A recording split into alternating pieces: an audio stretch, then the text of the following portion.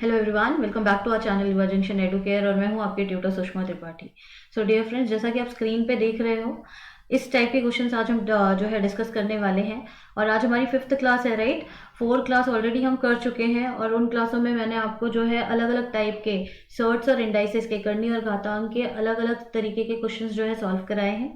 और आपको करनी और घातांक के नियम विथ एग्जाम्पल, ठीक है, बेसिक्स भी आपको उसमें एक्सप्लेन किया है ना। होप आप भी साथ साथ में कर रहे होगे, बहुत इजी लग रहा होगा।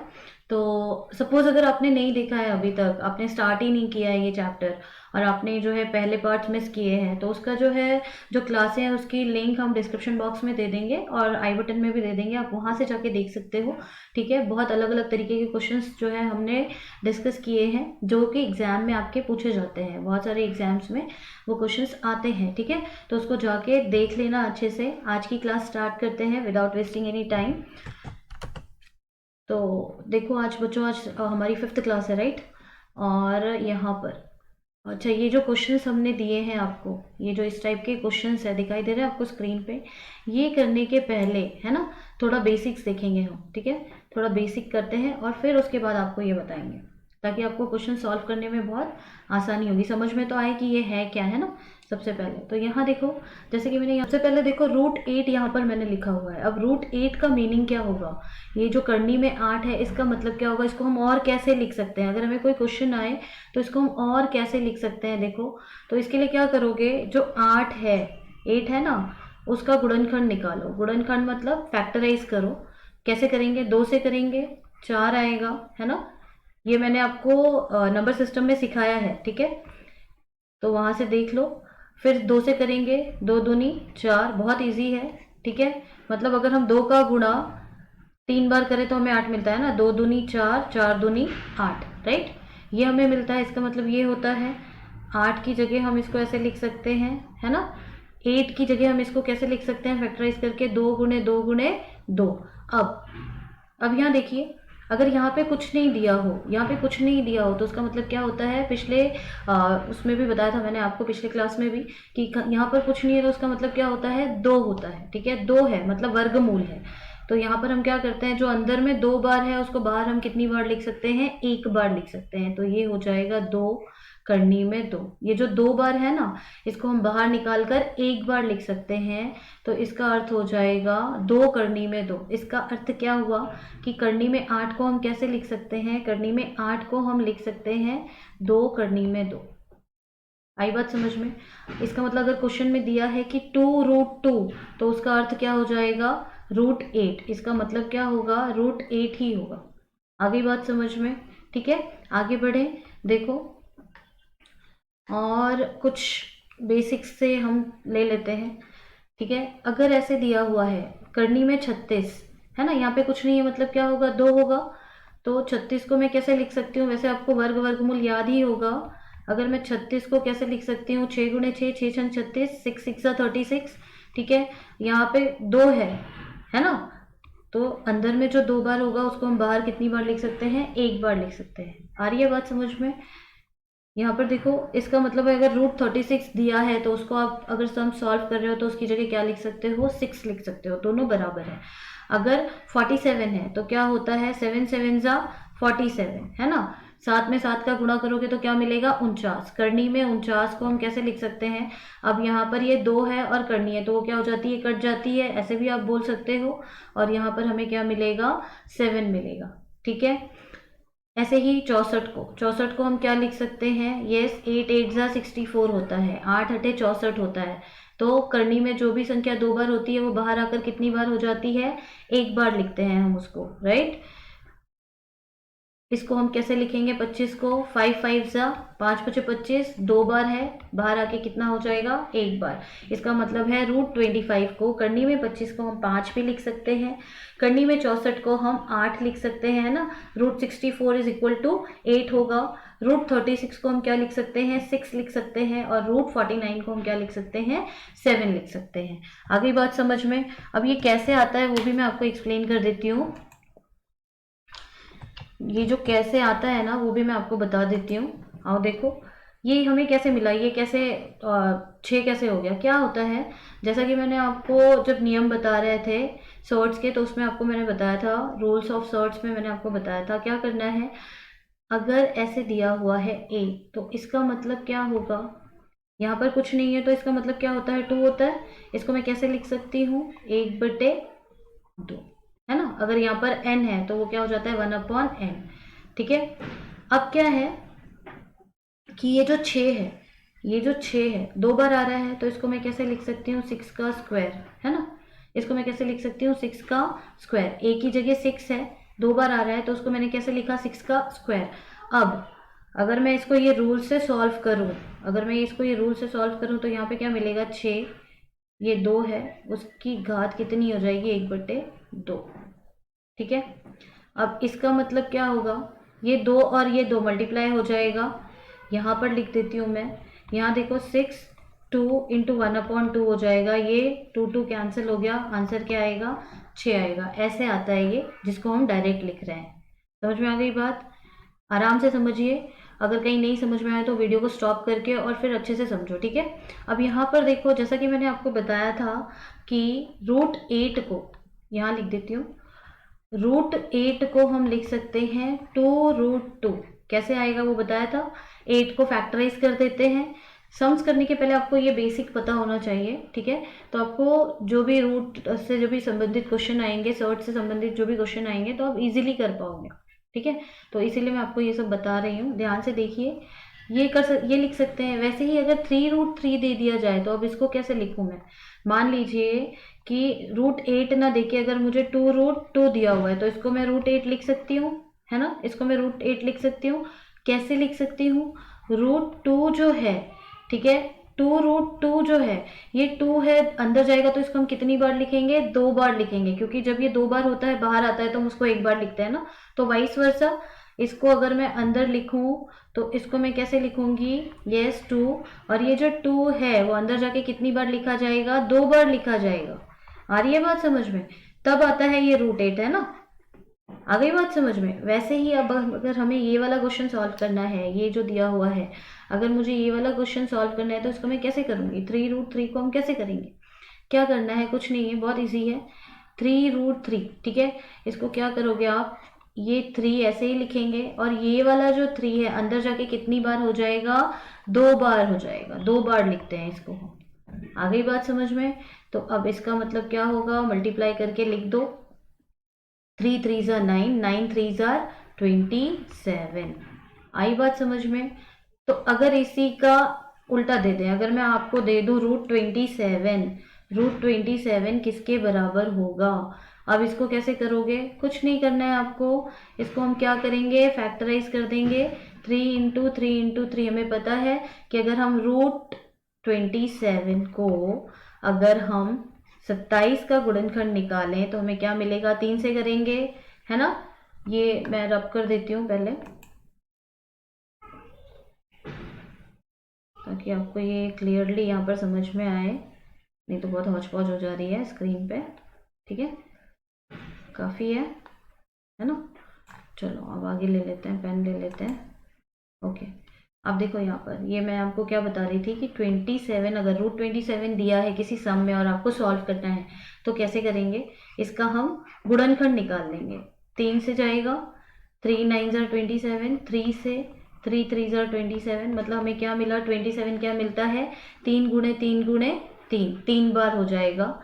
अब ये 3 बार है, पर यहाँ पर क्या है हमें देखना है, यहाँ पर क्या है, कुछ नहीं है, मतलब 2 है, तो इसका मतलब है वर्गमूल है, जो 2 बार होगी संख्या करनी में वो बाहर आके 1 बार लिखी जाएगी। आ गई बात समझ में। वैसे ही जो बाहर है अगर उसको हम अंदर लिखेंगे तो कितनी बार हो जाएगा, उसको हम को 2 बार मल्टीप्लाई करना पड़ेगा। आया समझ में, इजी है ना, इजी। तो आगे करें, आगे नेक्स्ट क्वेश्चन ले लेते हैं। ये आपको समझ में आ गया है, सपोज कहीं रह रहा है तो आप थोड़ा सा पॉज करके फिर से समझ सकते हो उसको। यहाँ मैं रब कर रही हूँ, ठीक है, रफ वर्क को रब कर दे रहे हैं। आइए नेक्स्ट ले लेते हैं, नेक्स्ट क्वेश्चन ये वाला, 2√3। अब 2√3 को कैसे करोगे आप, 2√3 को कैसे करोगे, यस 2√3 को कैसे करेंगे, इजी है।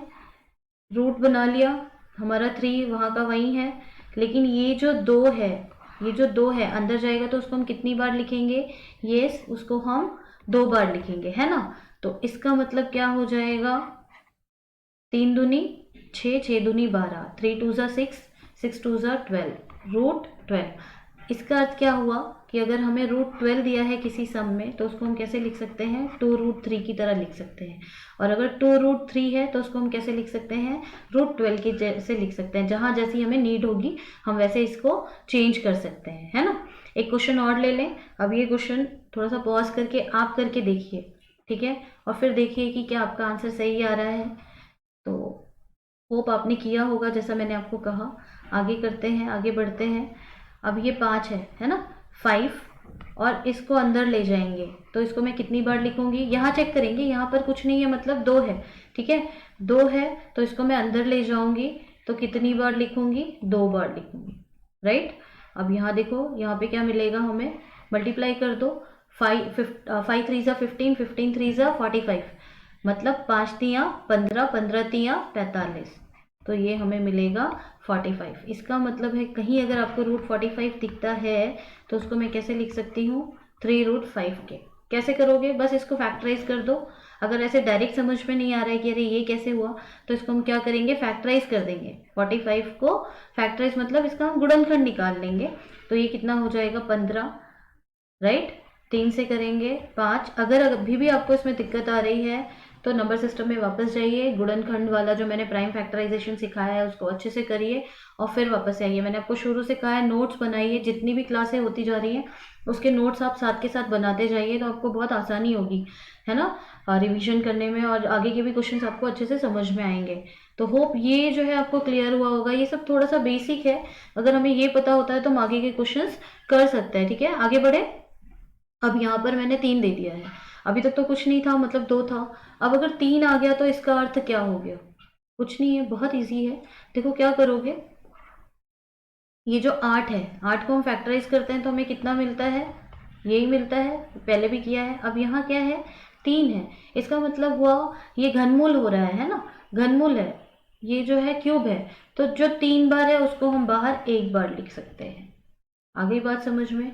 इसका मतलब हुआ कि 3√8 का को हम कैसे लिख सकते हैं, इसका अर्थ 2 भी हो सकता है। आ गई बात समझ में। अब देखिए 27 को कैसे लिख सकते हैं, 3 है ना, मैंने वही एग्जाम्पल लिए ताकि आपको अच्छे से समझ में आए क्या डिफरेंस है दोनों में। अगर 2 यहाँ हुआ और 3 यहाँ हुआ तो दोनों में क्या डिफरेंस होता है। अब 3 है तो जो अंदर में 3 बार है उसको हम कितनी बार लिख सकते हैं, 1 बार। उसको हम कितनी बार लिखेंगे, 1 बार। तो 3√27 का मतलब होता है 3। अगर कहीं आपको क्वेश्चन में मिल जाए कि 3√27 है तो कंफ्यूज नहीं होना कि अरे बाप रे इतना बड़ा नंबर आ गया, इसका मतलब है 3, ठीक है, 3 हो जाएगा। अब अगर 125 दे दिया है, 125 का क्या होगा भाई, इसको हम फैक्टराइज कर सकते हैं क्या, यहाँ पर गुणनखंड निकाल लें 125 का, 5 से करेंगे, है ना, क्योंकि इकाई स्थान पे 5 है, तो ये 5 दूनी 10, 5 पचे 25 हो जाएगा। फिर 5 से करेंगे तो 5 पचे 25 आएगा, ठीक है।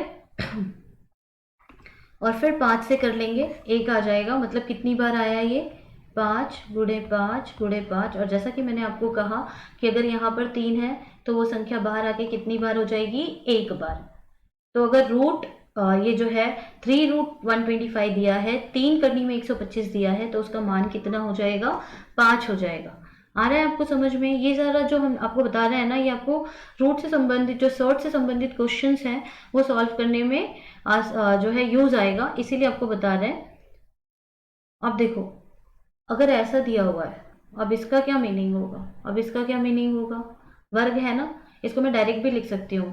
यहाँ पर इसका मतलब है 2, 1/2, ये 2 और 2 कट गया, कभी भी वर्ग और करनी कट जाती है और हमें सेम नंबर मिलता है, ठीक है। अगर हम इसको सॉल्व करके देखें तो फिर से 7 करनी में 7 का वर्ग है, तो इसका मतलब होगा, वर्ग का मतलब क्या होता है, स्क्वायर का मतलब क्या होता है कि वो नंबर को हम 2 टाइम्स लिखते हैं ना, मल्टीप्लाई करते हैं 2 टाइम्स लिख के। तो ये क्या हो जाएगा, 7 × 7, इसका मतलब क्या हुआ, 49, ठीक है, 7 सते 49, और करनी में 49, ये किसका वर्ग है, 7 का। तो आंसर क्या हो जाएगा, ऐसे भी कितना आ रहा है, 7।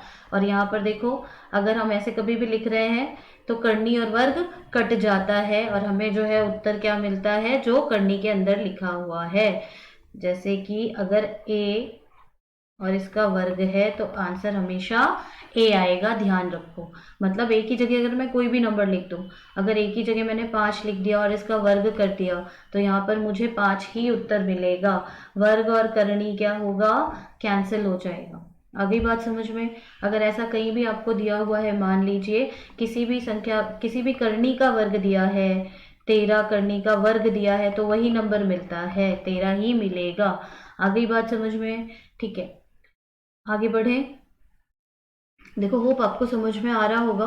धीरे धीरे जो चीज़ नहीं समझ में आ रही है उसको रुका रुका के देखिए, और बहुत अच्छे से समझ में आएगा। सपोज तभी भी अगर आपको कोई प्रॉब्लम हो रही है, नहीं समझ में आ रहा है, तो आप मुझसे कमेंट करके पूछ सकते हो, और जो टेलीग्राम चैनल है अपना, उसको ज्वाइन करके वहाँ पर भी आप मुझसे क्वेरीज को पूछ सकते हो आपकी। ठीक है, तो पैनिक करने की ज़रूरत नहीं है कि अरे मैम ने बताया ये समझ में नहीं आया। आप उसको आसानी से कर सकते हो। ओके, तो इसको मैं रब कर दे रही हूँ। आगे नेक्स्ट क्वेश्चन देख लेते हैं हम। हमारा टेलीग्राम ग्रुप को ज्वाइन करिए, वहाँ पे आपको अगर कोई भी जो भी मैं करा रही हूँ उससे संबंधित कोई भी प्रश्न है, तो आप वहाँ आकर हमसे पूछ सकते हैं। ठीक है, तो यहाँ पर देखिए, अभी √7 की घात कितनी दी हुई है, 4 दी हुई है ना? घातांक भी है और करनी भी है ये क्वेश्चन में। अब इसको हम कैसे लिखेंगे? इसका क्या मतलब होगा कि √7 का गुणा कितनी बार हो रहा है? यस, 4 बार हो रहा है ना? इसका मतलब हुआ कि इसको हमने कितनी बार मल्टीप्लाई करना है? 4 टाइम्स मल्टीप्लाई करना है। अगर मैं इसको 4 टाइम्स मल्टीप्लाई करूँ, इन दोनों को कर दूँ, तो करनी में 7 गुणे करनी में 7 हो जाएगा। इन दोनों को कर दूँ तो 2 बार। अब ये क्या हुआ, 49 इंटू 49। ठीक है, 2 बार जो भी चीज़ है यहाँ पर लिख देते हैं आगे।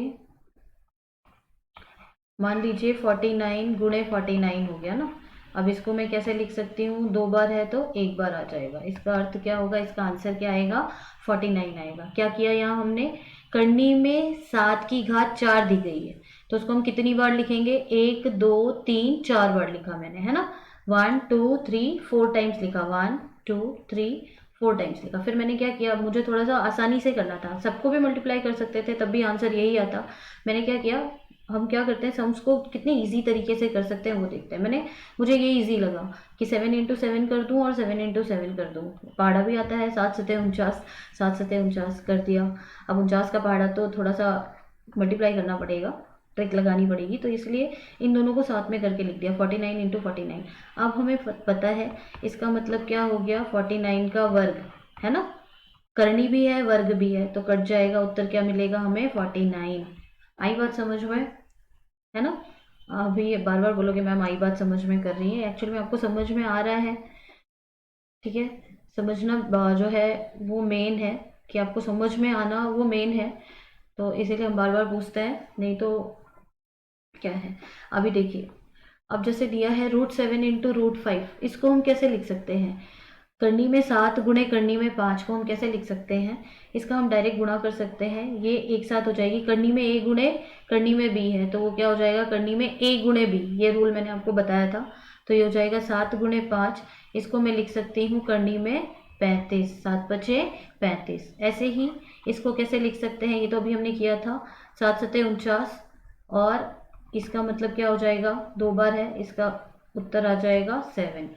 यहाँ पर अभी ये वाला जो क्वेश्चन है, इसको खुद से करिए कैसे होगा। छोटे छोटे क्वेश्चंस करते करते ना कब हम बड़े क्वेश्चन सॉल्व करने लग जाते हैं हमें पता भी नहीं चलता है।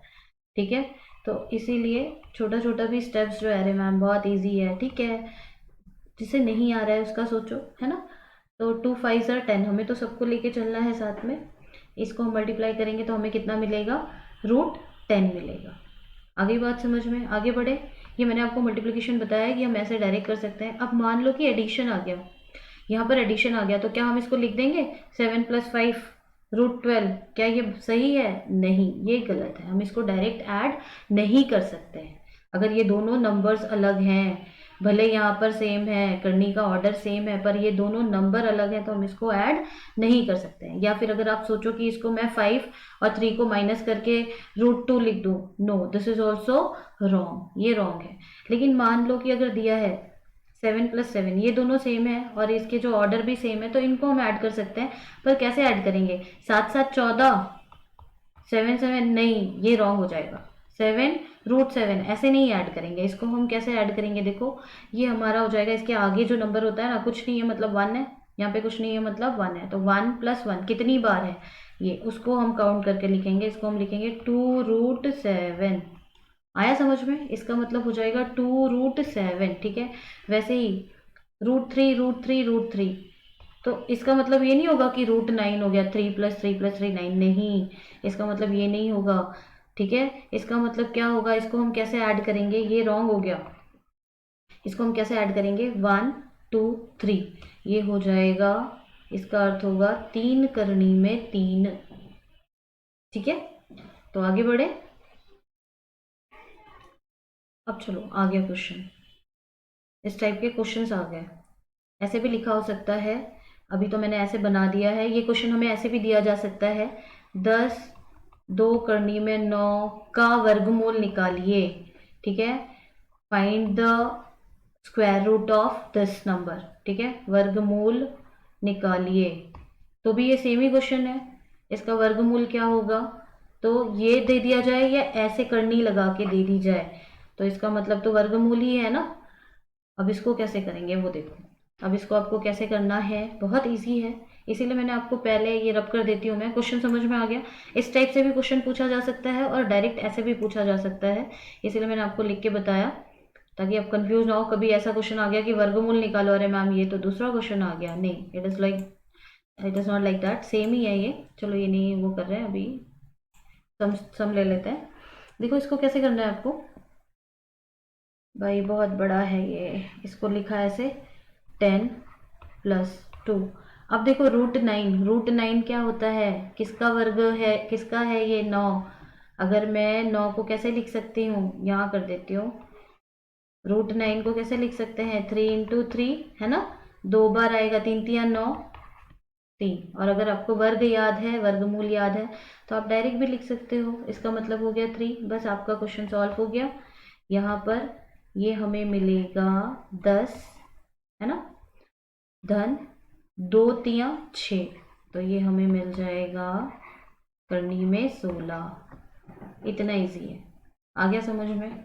नेक्स्ट क्वेश्चन ले लें, क्या किया यहाँ पर हमने, आपको समझ में आया। ये जो करनी में 9 है, करनी में 9 को कैसे लिख सकते हैं, करनी में 9 का मतलब है 9 का वर्गमूल क्या होता है, 3 होता है, इसको हम ऐसे भी निकाल सकते हैं। तो उसकी जगह मैंने क्या किया, करनी में 9 की जगह 3 लिख दिया, ठीक है। करनी में 9 की जगह 3 लिखा और बस सिंपल जो मल्टीप्लिकेशन और एडिशन होता है, बोर्ड मास, पहले गुणा कर लिया, 6 आ गया, और फिर ऐसे मत करना 10 + 2 करा 12 फिर इंटू 3, रॉन्ग हो जाएगा। बोर्ड मास रूल पता है ना, फिर 2 × 3 करेंगे सिंप्लीफिकेशन में, सबसे पहले मल्टीप्लाई करते हैं और फिर ऐड करते हैं, ओके। तो पहले मल्टीप्लाई किया तो कितना मिला, 6 मिला, और दोनों को ऐड कर दिया तो कितना मिल गया, 16 मिल गया। तो ये हो गया हमारा आंसर।